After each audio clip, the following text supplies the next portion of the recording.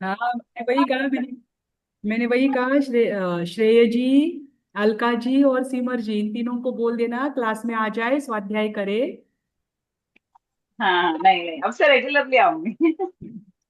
चलो, कोई नहीं, केवल ज्ञान का विषय चल रहा था। ठीक। केवल ज्ञान में हमने कौन कौन से द्वार देखे थे?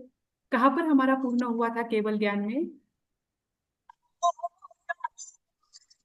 उसके वेद बता रहे थे। एक है, अनेक है, प्रमाण हाँ, ऐसे। नहीं, हमने ये देखा था कि जैसे कोई जीव सिद्ध बनता है, केवल ज्ञान को प्राप्त करता है, तो उसके लिए गति कौन सी चाहिए? मनुष्य गति। मत पर मनुष्य होना पर्याप्त नहीं है। वो मनुष्य कहाँ से आया है, उस पर भी ये डिपेंड करता है कि उसको केवल ज्ञान हो सकता है या नहीं हो सकता। यह विषय हमारा चल रहा था।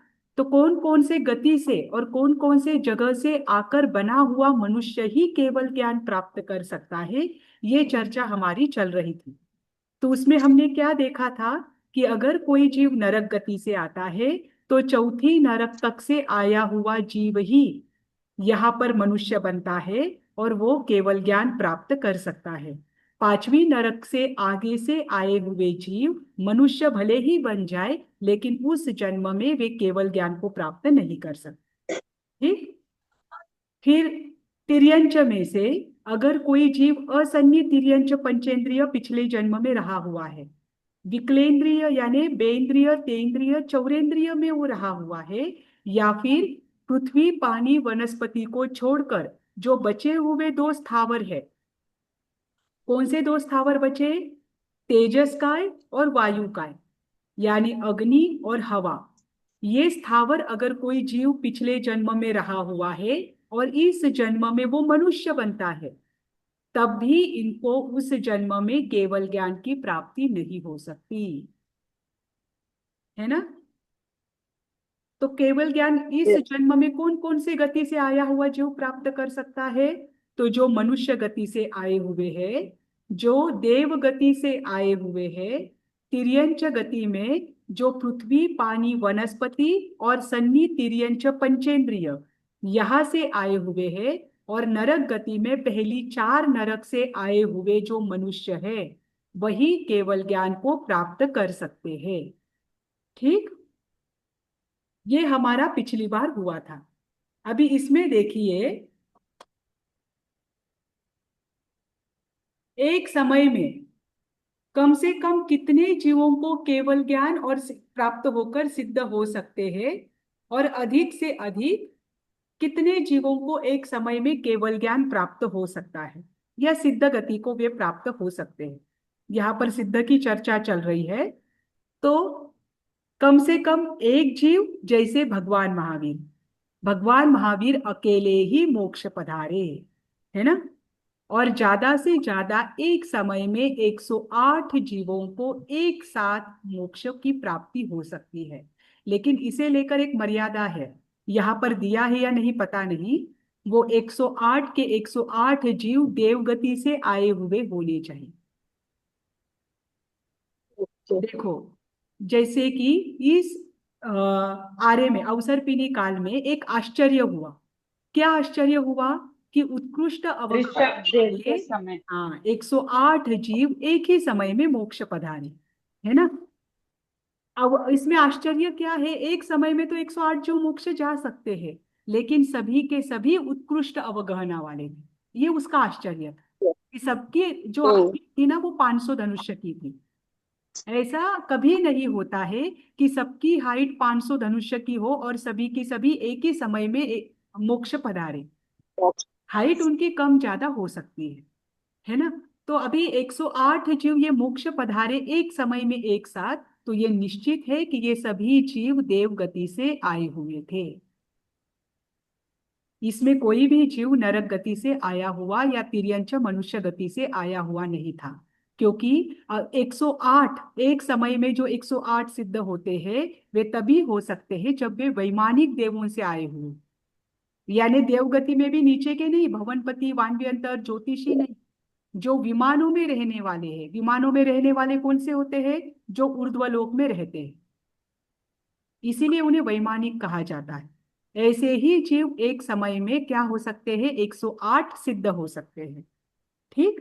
अब इसमें देखिए, वेद द्वार, वेद यानी अभिलाषा, स्त्री को पुरुष की अभिलाषा होना, ये स्त्री वेद है। पुरुष को स्त्री की अभिलाषा होना, ये स्त्री वेद है। पुरुष को स्त्री की, हाँ, ये स्त्री वेद है। और दोनों की भी अभिलाषा होना, ये नपुंसक वेद है। तो ये अभिलाषा का नहीं होना ही सिद्ध पद की प्राप्ति कराता है ना। तो वर्तमान काल की अपेक्षा से आप देखो तो जो वेद रहित है, जिनमें किसी भी प्रकार की कोई भी अभिलाषा नहीं है, वेद के दोनों दृष्टि से अर्थ लेना, एक है अंदर की अभिलाषा और एक है बाहरी शरीर का स्ट्रक्चर। ठीक। अभी पहले अभिलाषा के अंतर्गत देखिए, जिनको किसी भी प्रकार की अभिलाषा नहीं है, ऐसे ही जीव सिद्ध हो सकते हैं। और अगर आप शरीर की अपेक्षा से देखो तो श्वेतांबर परंपरा ये मानती है कि तीनों ही वेद वाले जीव सिद्ध बन सकते हैं। यानी जो अभी नपुंसक शरीर को धारण किए हुए है, जो स्त्री शरीर को धारण किए हुए है, और जो पुरुष शरीर को धारण किए हुए है, वे तीनों भी मोक्ष को प्राप्त कर सकते हैं। लेकिन श्वेतांबर परंपरा में एक और मान्यता इसमें चलती है कि नपुंसक वेद वाले जो है, जिनका शरीर नपुंसक का है, वो भी सिद्ध बन सकते हैं। लेकिन नपुंसक वो कैसे होने चाहिए, कृत्रिम, यानी बाद में बने हुए। जन्म से जो नपुंसक होते हैं, वे इस जन्म में मोक्ष को प्राप्त नहीं कर सकते। ये श्वेतांबर परंपरा की मान्यता है। और दिगंबर परंपरा ये मानती है कि शरीर में मात्र पुरुष का शरीर जिसे प्राप्त हो, वही सिद्ध पद को प्राप्त हो सकता है। जिसने स्त्री का शरीर धारण किया हो या जिसका नपुंसक का शरीर है, ये दोनों भी इस जन्म में, जिस जन्म में उनको स्त्री और नपुंसक का शरीर मिला हुआ है, उस जन्म में मोक्ष को प्राप्त नहीं कर सकते। उसके पीछे उनका एक महत्वपूर्ण कारण ये है कि दिगंबर परंपरा ये मानती है कि प्रथम 3 सहनन, सहनन कितने होते हैं, 6। 6 सहनन होते हैं, है ना। तो उसमें से आप मुझे बताइए, अगर आपको अनुत्तर विमान में जाना है, अनुत्तर विमान में जन्म धारण करना है, तो आपको कौन सा सहनन चाहिए। वज्र ऋषभ नारायण सहन। हाँ। अगर आपको 7वीं नरक में जाना है, तो सहनन कौन सा चाहिए। 7। मैम तो भी शायद वज्र ऋषभ ही रहेगा। हाँ, नहीं, वज्र नरक ऋषभ गति नाराज तो सहनन ही हड्डियों चाहिए। में होती नहीं, उनके तो नहीं आती ना मैम। सहनन नहीं होता ना नारकी जीवों के तो। अरे, तो देवों में भी कहाँ सहनन होता है, आपने कैसे बोल दिया। वो अरे, बल मेरा के हिसाब प्रश्न क्या से। है वो समझिए पहले। अगर आपको देव गति में जन्म लेना है, अब देव गति में अनुत्तर विमान में मात्र मनुष्य ही जाते हैं, है ना। अगर कोई मनुष्य अनुत्तर विमान में जाता है, तो जब वो मनुष्य गति में रहता है, तब उसका कौन सा सहनन होता है, वज्र वज्र ऋषभ ऋषभ नाराज। नारायण। मतलब मनुष्य गति में जिस जीव को वज्र ऋषभ नाराज सहनन की प्राप्ति हुई है, उसके लिए ही अनुत्तर विमान के द्वार खुले हैं। तो 7वीं नरक में भी वज्र ऋषभ नारायण हाँ, सहनन और वाले जीव ही 7वीं जाते नरक हैं। में जाने के लिए भी, पाप 7वीं भी नरक, वही करता है। हाँ अभी ध्यान रखना, 7वीं नरक में भी मनुष्य जाता है। तो मनुष्य के पास वज्र ऋषभ नाराज सहनन का होना आवश्यक है, तभी वो 7वीं नरक में जा सकता है ना। और मोक्ष प्राप्ति के लिए भी वज्र ऋषभ नाराज सहनन का होना आवश्यक है।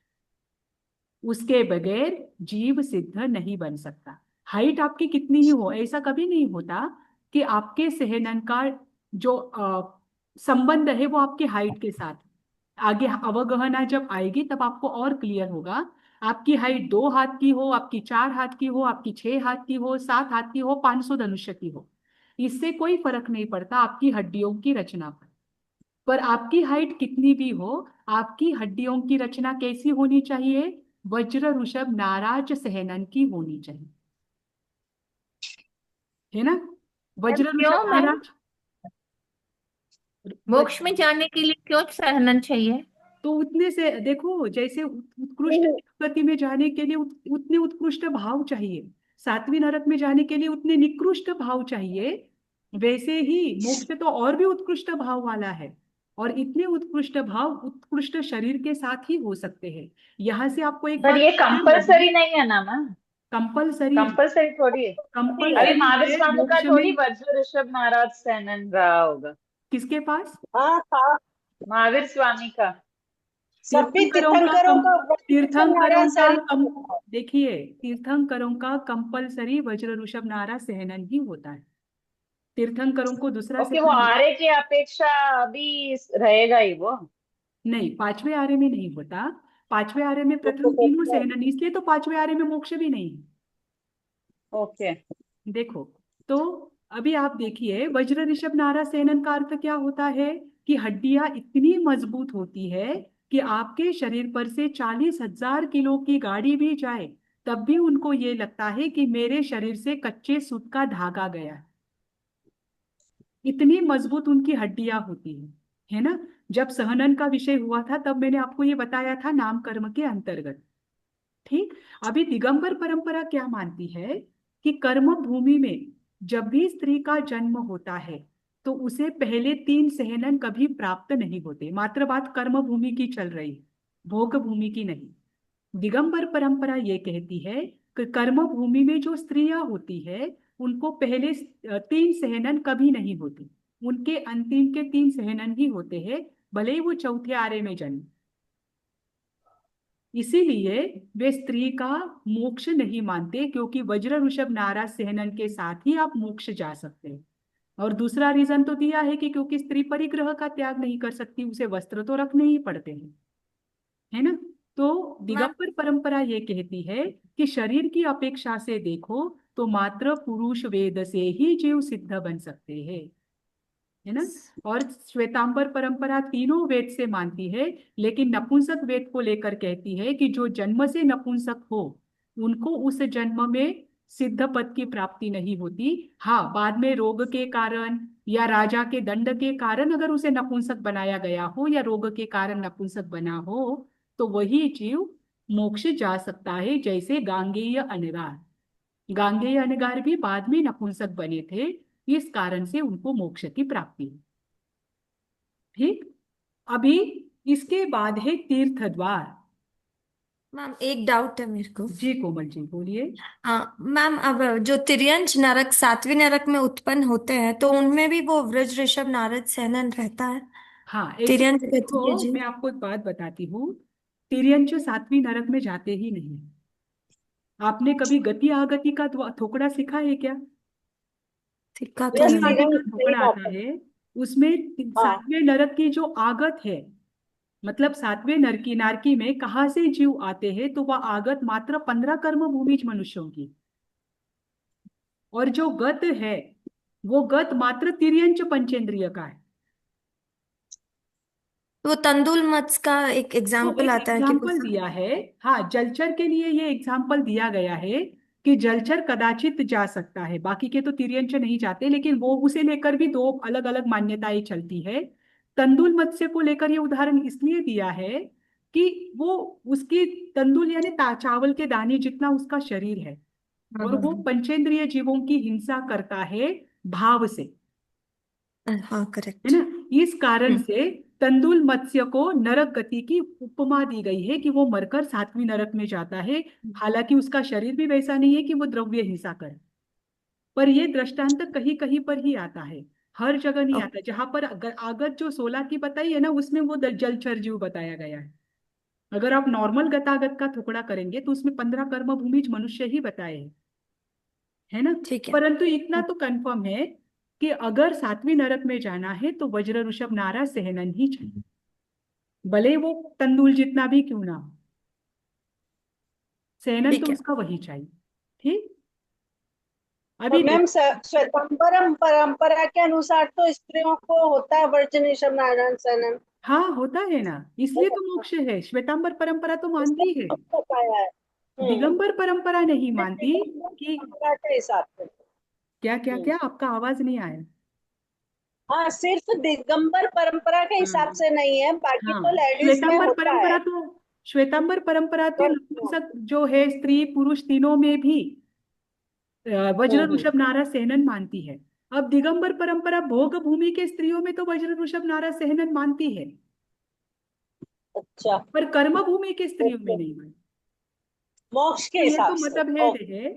हाँ, ये तो ठीक है, ये मतभेद है, पर ये आपको दोनों बातें पता होनी चाहिए, इसलिए आपको मैंने बताया।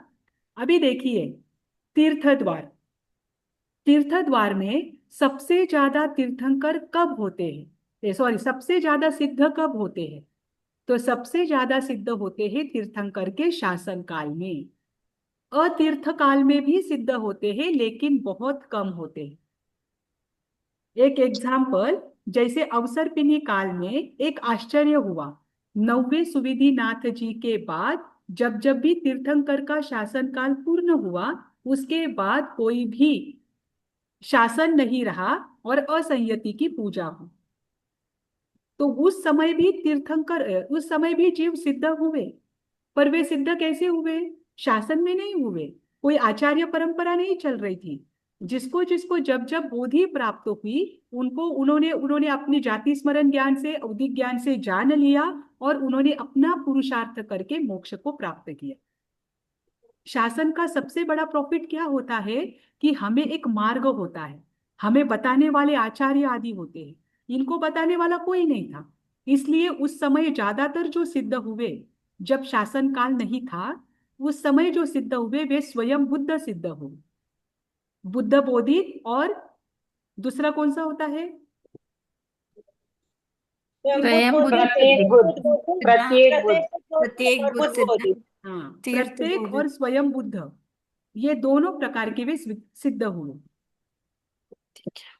ठीक। अभी देखिए, उसके बाद आता है लिंग द्वार।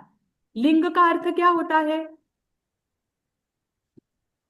यहाँ पर लिंग का अर्थ है, रेसलिंग। अगर आप प्रमाण की भाषा देखोगे, आप लॉजिक भी पढ़ रहे हो इसलिए आपको बताती हूँ।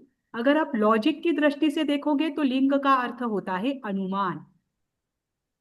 ठीक। अगर आप अध्यात्म की दृष्टि से देखोगे, नंदी सूत्र की अपेक्षा से देखोगे, तो लिंग का अर्थ है वेश। राज फिल्म। लॉजिक में देखो तो लिंग का अर्थ क्या होगा? अनुमान होगा। और नंदी अनुमान। सूत्र में जहां पर हम लिंग द्वार देख रहे हैं, यहां पर लिंग का अर्थ है वेश। तो तीन प्रकार के लिंग होते हैं: स्वलिंग, अन्य लिंग और गृहस्थ लिंग। स्वलिंग यानी जो श्रमण का वास्तविक वेश है, जैसे पंच महाव्रत धारियों का वेश, उनके वेश को स्वलिंग कहते हैं। अन्य लिंग यानी जैसे भगवा वस्त्रधारी सन्यासी आदि होते हैं, तापस आदि होते हैं जो जंगलों में रहकर तपश्चर्या आदि करते हैं, जो परिव्राजक आदि होते हैं, बौद्ध आदि धर्मों के जो भिक्षु आदि होते हैं, जिनका लिंग अन्य है, जिन्होंने अन्य दर्शन में संन्यास लिया है, संन्यास तो लिया है, वो अभी भी वो भी गृहस्थ नहीं है, पर उनका संन्यास जैन श्रमण जैसा नहीं है, अन्य वेशधारी है, वो अन्य लिंगी। और तीसरा है गृहस्थ लिंगी, जो गृहस्थ में है, जिनके आवक्षरी। पास अभी गृहस्थ का वेश है। तो अगर श्वेतांबर परंपरा के अनुसार देखो, तो द्रव्य से यानी बाहर से, बाहर से तीनों ही वेशधारी क्या कर सकते हैं? सिद्ध पद को प्राप्त कर सकते हैं। द्रव्य और भाव दोनों को आप समझिए। द्रव्य से यानी बाहर से आपका वेश, भाव से यानी भाव से आप किस सिद्धांत को मानते हैं, भाव से आप आत्मा का विशुद्धता की ओर कैसे बढ़ रहे हैं, आप किस मार्ग पर चल रहे हो। भाव से अगर आप केवली के मार्ग पर चल रहे हो, तो भाव से आप स्वलिंगी हो, भले ही आपने बाहर से गृहस्थ का वेश धारण किया। ठीक। तो द्रव्य से तीनों ही लिंग वाले, भले ही वो श्रमण के वेश में है, भले ही वे अन्य वेश में है, भले ही वे गृहस्थ के वेश में है, तीनों ही वेश वाले सिद्ध बन सकते हैं। श्रमण के वेश मैम तीनों को डिफरेंशिएट क्यों किया? कोई भी मनुष्य बन सकता है ना, मतलब पुरुष, नहीं, स्त्री इसे भी नहीं बन लेकर अलग सकती है अलग तो कोई मान्यता बन, बन सकता है ना। कोई भी बन सकता है, इसीलिए तो आपको क्लियर किया है लिंग द्वार की अपेक्षा से, कि ऐसा ना समझे कि मात्र श्रमण साधु है तो वही सिद्ध बन सकता है। कभी कभी ऐसा भी होता है कि जिन्होंने अन्य धर्म में दीक्षा ली है, लेकिन वो अंदर से श्रमण के प्रति अहोभाव रखता है, उस मार्ग के प्रति अहोभाव रखता है, और अंदर से वो पुरुषार्थ करता है, तो वो भी सिद्ध बन सकता है। मतलब आपके मन में किसी को लेकर द्वेष ना हो, किसी को लेकर ऊंच नीच का भेद ना हो। इसीलिए आपको एक एक बात क्लियर कर रहे हैं कि बाहर का वेश आपके लिए इंपॉर्टेंट नहीं है। कभी कभी ऐसा भी होता है कि बाहर का वेश उसका गृहस्थ का होता है, जैसे कपिल ब्राह्मण थे, जैसे मरुदेवी माता थी, जैसे भरत चक्रवर्ती थे, कि जिनका बाहरी वेश परिग्रह वाला था, जिनका बाहरी वेश गृहस्थ वाला था, पर उसमें भी उन्होंने केवल ज्ञान प्राप्त की,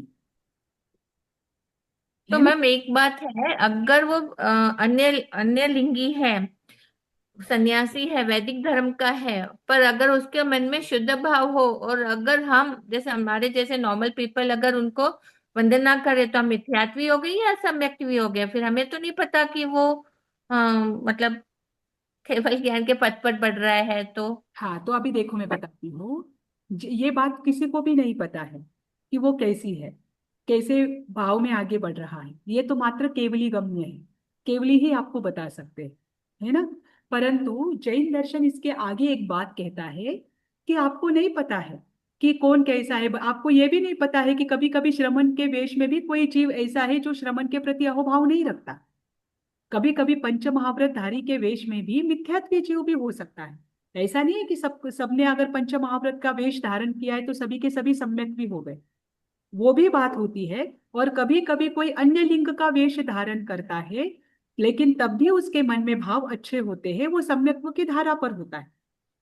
दोनों भी बातें होती है। तो उसके लिए एक बात बताई है कि आप सभी के प्रति एक एक सत्कार, आदर सत्कार का जो भाव होता है, वो भाव हमेशा रखे, क्योंकि प्रत्येक आत्मा में परमात्मा बनने की योग्यता है।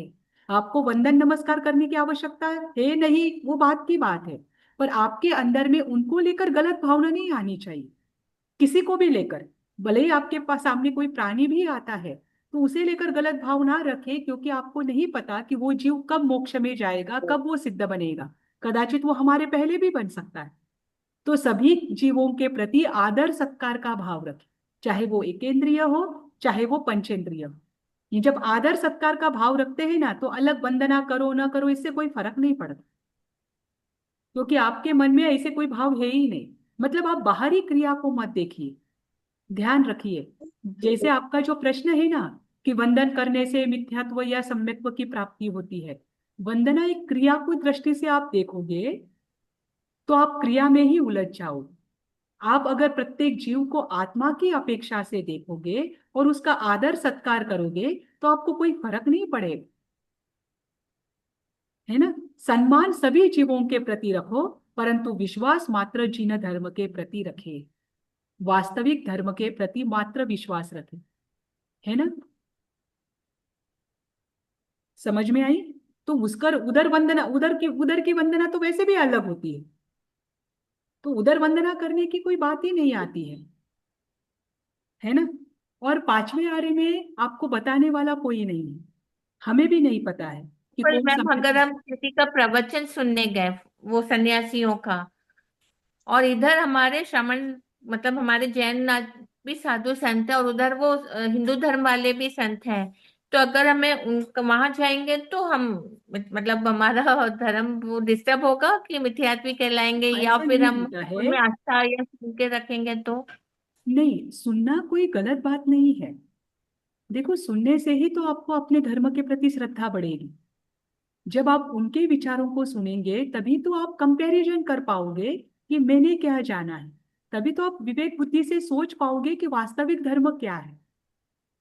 अगर आपने कभी पीछे के इतिहास को सुना होगा, आपको जैन इतिहास विषय होकर गया है, तो बहुत सारे दृष्टांत आपको अपने आगमों में, ग्रंथों में मिलेंगे कि बहुत सारे साधु संत जो थे, जैन दर्शन के साधु थे, वो अन्य दर्शनों के जो उनके विचार है, उनके सिद्धांत है, उनको पढ़ते थे। आचार्य हरिभद्र के दो शिष्य हंस परमहंस बौद्ध भिक्षुओं के पास सीखने के लिए गए थे। है ना। तो सीखना, देखो उनके वाणी को सुनना कोई गलत बात नहीं है। जब तक आप अन्य दर्शनों में क्या मत दिया है उसे नहीं सुनेंगे, तब तक जैन दर्शन किस प्रकार श्रेष्ठ है ये आप नहीं समझ पाओगे।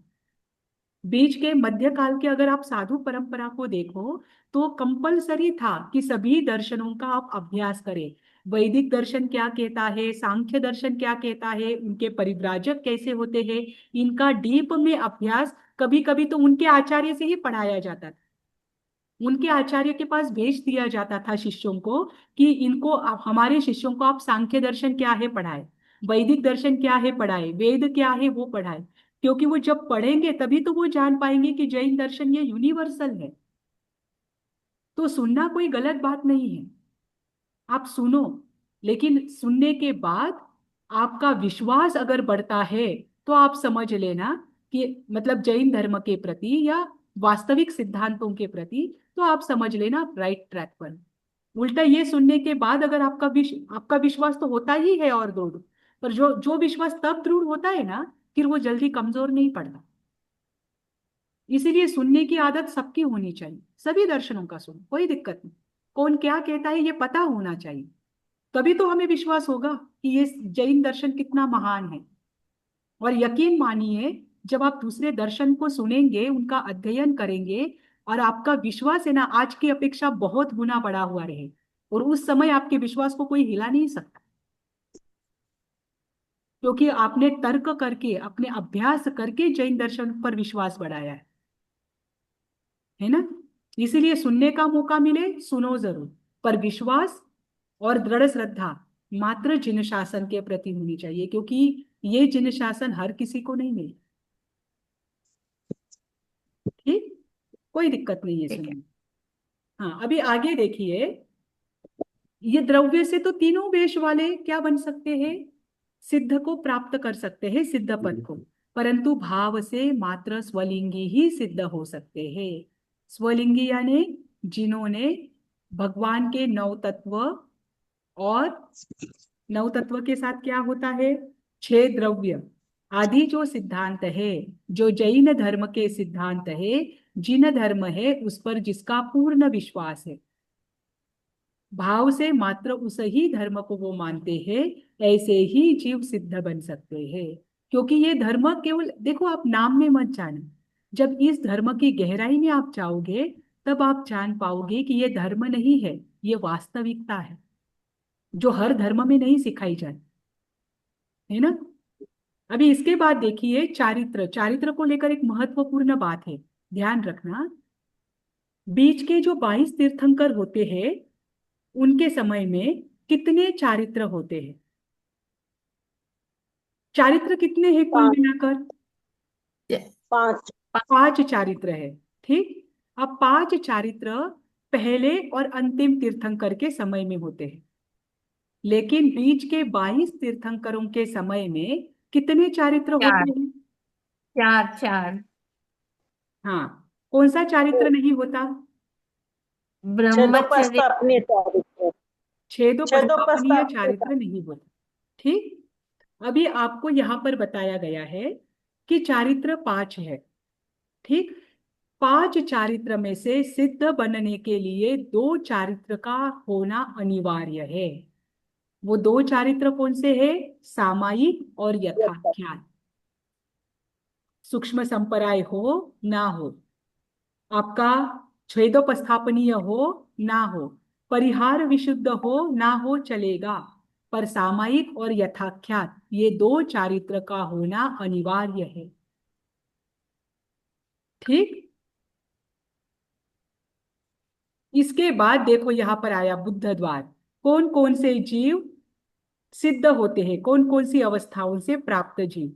प्रत्येक बुद्ध यानी जो किसी घटना को जानते हैं, घटना को देखते हैं और घटना के अनुसार क्या हो जाता है, उनमें वैराग्य आता है, जाति स्मरण ज्ञान उत्पन्न होता है और वे अकेले मोक्ष पर बढ़ते हैं। जैसे नमी राजर्षि, नमी राजर्षि के साथ घटना हुई, घटना क्या हुई,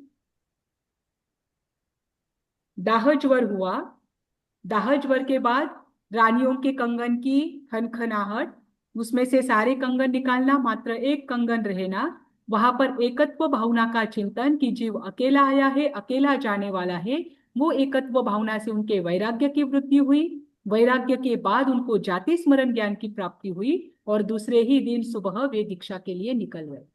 उन्होंने अकेले दीक्षा ग्रहण की। ऐसा कभी नहीं होता कि तीर्थंकर का शासन काल चल रहा है उस समय जीव अकेला दीक्षा, वो तीर्थंकर के पास जाकर ही दीक्षा लेता है। पर प्रत्येक बुद्ध जो है, इन्होंने अकेले दीक्षा ली, इसीलिए इनको प्रत्येक बुद्ध कहा गया। उनके समय सामने तीर्थंकर नहीं थे और वो दीक्षित होकर उन्होंने क्या कर लिया, मुंडन कर लिया, है ना। तो ऐसे 4 प्रत्येक बुद्धों का वर्णन आपको आगमों में देखने को मिलता है, जो घटना के प्रसंग से इनको जाति स्मरण ज्ञान की प्राप्ति होती है। फिर स्वयं बुद्ध, स्वयं यानी जो स्वयं ही बोधि को प्राप्त है, ऐसे होते हैं तीर्थंकर, है ना, जिनको किसी को उपदेश देने की जरूरत नहीं होती है। पिछले जन्म का अवधि ज्ञान और उसके पूर्व जन्म का उनके साधु का ज्ञान उनके पास होता ही है। कोई भी तीर्थंकर, ये भी ध्यान रखना, कोई भी तीर्थंकर देव या नरक गति से आता है नियमा, ये बात है, पर उससे भी महत्वपूर्ण बात है कि उसके पूर्व जन्म में वो जिन धर्म का श्रावक और साधु ही होता है, वहां से उसके पास वो ज्ञान होता है, क्योंकि ज्ञान आपके साथ कितने जन्म तक चलता है, 3 जन्म तक चलता है ना। तो उनके पास जिन धर्म का ज्ञान तो पहले जन्म से ही साथ में होता है। ठीक, तो ऐसे जो सिद्ध तीर्थंकर है वे हमेशा स्वयं बुद्ध होते हैं। और बुद्ध बोधित यानी गुरु आदि के उपदेश से, तीर्थंकर आदि के उपदेश से जिनको वैराग्य की प्राप्ति होती है और जो साधुत्व के मार्ग पर चलते हैं, ये बुद्ध बोधित सबसे अधिक होते हैं। जैसे नॉर्मल सभी साधु संत आदि जो है ये बुद्ध बोधित है। इन तीनों अवस्थाओं से जीव क्या हो सकते हैं, सिद्ध हो सकते हैं। ठीक, तो ज्ञान में प्रत्येक बुद्ध कौन मैम, प्रत्येक बुद्ध हमेशा मतलब अपना आप ही स्वयं ही दीक्षा लेते हैं। जी स्वयं प्रत्येक ही बुद्ध दीक्षा लेते हैं, इसीलिए तो वे प्रत्येक बुद्ध कहलाते हैं। और ज्यादातर प्रत्येक बुद्ध, मुझे याद तो है नहीं पूरे चारों की चारों, पर ज्यादातर प्रत्येक बुद्ध तो तीर्थंकर का जब शासन काल नहीं था उसी समय हुए, ऐसा कहा जाता है। ओके। ठीक, अभी ज्ञान द्वार, मैम पिता भी तो वही हुए ना, पूर्व के जन्म से खुद को ज्ञान हुआ और अकेले दीक्षा ले ली। हाँ कुछ भी हो, लेकिन वो तीर्थंकर नहीं है ना। वो इनको घटना का देखो, स्वयं बुद्ध और प्रत्येक बुद्ध में अंतर समझिए। प्रत्येक बुद्ध को कोई ना कोई घटना चाहिए, उस घटना के कारण उनकी चिंतन की धारा बदलती है। और स्वयं बुद्ध को किसी घटना की आवश्यकता नहीं होती, वे तो पहले से ही वैराग्य में रहते। जैसे तीर्थंकर, तीर्थंकर के लिए भले ही बताया जाता है कि ये घटना के कारण दीक्षा ली, वो घटना के कारण दीक्षा ली, लेकिन तीर्थंकर को किसी भी घटना की आवश्यकता नहीं होती, वे बचपन से ही वैराग्य से युक्त होते हैं। तो मतलब ठीक, स्वयं बुद्ध सिद्धा में सारे तीर्थंकर आते हैं। हाँ सारे तीर्थंकर आते हैं। ज्ञान से कौन से ज्ञान तीर्थंकर के के द्वारा द्वारा जी, भी जीव हो सकता है ना।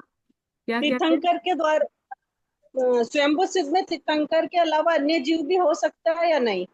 ज्यादातर तो ऐसे दृष्टांत देखने को नहीं मिलते। जब भी स्वयं बुद्ध का वर्णन आता है तो दृष्टांत तीर्थंकर का ही दिया जाता है। ओके। ठीक, क्योंकि देखो तीर्थंकर को लेकर ये बात नियमा हो जाती है। अब इस बात को समझिए, तीर्थंकर के लिए ये कंपलसरी है स्वयं बुद्ध होना, पर बाकी के जीवों के बारे में जानने के लिए वापस हमें केवली की अपेक्षा रहेगी। जब केवली बताएंगे तभी हमें पता चलेगा वो स्वयं बुद्ध है या नहीं। इसीलिए स्वयं बुद्ध का जब वर्णन आता है तो जिन पर ये नियमा घटित होता है ऐसे ही दृष्टांत दिए जाते हैं, इसीलिए तीर्थंकर का दृष्टांत दिया जाता है। ठीक, अभी ज्ञान द्वार में कौन से ज्ञान के साथ जीव सिद्ध बन सकता है? केवल ज्ञान के साथ। मात्र केवल ज्ञान। केवल ज्ञान। हाँ, फिर अवगहना में, अवगहना यानी उनकी हाइट। अभी इसका भी ध्यान रखना, ये बहुत महत्वपूर्ण चीज है, क्योंकि मैं आपको पूछूंगी तो आपको तब बताना रहेगा। कम से कम 2 हाथ की जिनकी हाइट है वो जीव सिद्ध बन सकते हैं। मध्यम रूप से देखो तो 7 हाथ की जिनकी हाइट है वो सिद्ध बन सकते हैं। और उत्कृष्ट रूप से देखो तो 500 धनुष्य की जिनकी हाइट है वो सिद्ध बन सकते हैं। अब मुझे एक बात बताओ कि किसी जीव की हाइट 2.25 हाथ की है, तो क्या उस मनुष्य जन्म में वे सिद्ध बन सकते हैं? नहीं मैम, किसी की कम से कम 2 हाथ चाहिए ना। हाँ, किसी की हाइट 525 धनुष्य की है, जैसे भगवान महावीर, सॉरी, भगवान ऋषभ देव, इनके जो पूर्व में हुए कुछ कुलकर आदि थे, उनके 525 धनुष्य की हाइट थी, तो क्या वे सिद्ध बन वो नहीं सकते बन हैं? सकता। नहीं। नहीं। नहीं बन सकते। नहीं बन सकते, ये नियमा है। आप सोचो, मनुष्य बनने के बाद लगभग सभी कुलकरों को जाति स्मरण ज्ञान की भी प्राप्ति थी, अवधि ज्ञान की भी प्राप्ति थी। इतने उत्कृष्ट विचार वाले वे कुलकर थे, इतने उत्कृष्ट उपभोगों को भोगने वाले वे थे, फिर भी उनकी अवगहना 525 धनुष्य से अधिक थी। तो इतना उत्कृष्ट मनुष्य जन्म मिलने के बाद भी और उसका अच्छे से उपयोग करने के बाद भी वे मोक्ष नहीं जा। सोचिए आप, है ना? मतलब आप बोलते हो ना कि मनुष्य गति चाहिए, मनुष्य गति दुर्लभ है, लेकिन मनुष्य गति के अंदर भी कितनी बातें दुर्लभ है, आप वो सोचिए। मात्र मनुष्य गति इंपॉर्टेंट नहीं है, मनुष्य गति के बाद भी कर्म भूमि में जन्म लेना, फिर आपको धर्म की प्राप्ति होना, उसके अलावा आप कहाँ से आते हो ये बात भी मैटर करती है सिद्ध बनने के लिए, कि आप पिछले जन्म में, पिछले गति में आप कौन से कहाँ से आए हो, आप यहाँ पर कैसे रह रहे हो, आपका शरीर कैसा है। ये इतनी सारी बातें मिलकर आपका पुरुषार्थ बढ़ाती है, और ये हर किसी को नहीं मिलता, है ना? अभी उत्कृष्ट रूप से एक बात देखिए, किसी जीव को सम्यक्त्व की प्राप्ति हुई, तो सम्यक्त्व की प्राप्ति एक बार उसको हो गई, तो उसके बाद ज्यादा से ज्यादा कितने समय तक वह संसार में रहेगा? अर्धपुद्गल परावर्तन। अर्धपुद्गल परावर्तन, देशोन अर्धपुद्गल परावर्तन। अर्धपुद्गल परावर्तन में कितने जन्म होते हैं? अंदाज से पूछ रही हूँ, अंदाज से एक अर्धपुद्गल परावर्तन में कितने जन्म हो सकते हैं? असंख्या। अनंत। अनंत। इतना बड़ा अनंत अर्धपुद्गल परावर्तन है, उसमें आप भोग भूमि का भी आयुष्य पकड़ लेना। बस अर्धपुद्गल परावर्तन मतलब हमने बोल दिया तो वो क्या छोटा नहीं हो गया, वो बहुत लंबा पीरियड है। लेकिन बस इतना है कि जिसने एक बार सम्यक्त्व को स्पर्श कर लिया है, उसका अब संसार परिमित हो गया। अब इतना है कि भले ही उसके अनंत जन्म हो जाएंगे, लेकिन ये निश्चित है कि इतने समय में, मतलब अनंत जन्मों के बाद भी वो जीव मोक्ष प्राप्त करेगा ही करेगा। ठीक? तो कभी Yes. एक आध जीव ने सम्यक्त्व को सकते हैं स्पर्श। ना जी, हम भी मोक्ष में जा सकते हैं ना, हमें पता नहीं है पर हम जा सकते हैं। अभी वो पता नहीं कौन सा मतलब जाएंगे आगे ना। मुझे खुद को मेरा ही जाएंगे प्रश्न ना, है। जा सकते हैं, क्यों जाएंगे। पुरुषार्थ करेंगे और जाएंगे, और क्या। हाँ लेकिन जाएंगे हो सकता है कंफर्म। उसमें संकेत प्राप्त हो गया हो पर हमें पता नहीं हो, ऐसा भी तो हो सकता है मैम। जैसे हमें जैन धर्म में श्रद्धा है, अभी भी है, आगे हाँ, भी नहीं बोल होगी होता, तो। नहीं, सही बात है, नहीं बता सकते हैं कि हमें पता नहीं कब हमने सम्यक्त्व का स्पर्श किया हो, क्योंकि सम्यक्त्व स्पर्श करने के बाद भी अर्ध पुद्गल परावर्तन में जीव रह सकता है, पुनः मिथ्यात्व को प्राप्त राइट। कर सकता है ना? तो सम्यक्त्व का अगर हमने कभी स्पर्श किया है तो यह तो निश्चित है कि कभी ना कभी हम मोक्ष को प्राप्त करेंगे। पर हमें वही अभी तक पता नहीं है ना कि हमने सम्यक्त्व को स्पर्श किया भी है या नहीं किया। ठीक? किया तो है ना, तो किया तो है ना, जब भी तो हमें श्रद्धा आ रही है ना धर्म पे, बहुत अच्छी तत्वों बात पे है, अगर श्रद्धा किया तो है ना। होगा तो तब तो आपके मुंह में घी शक्कर। अच्छा।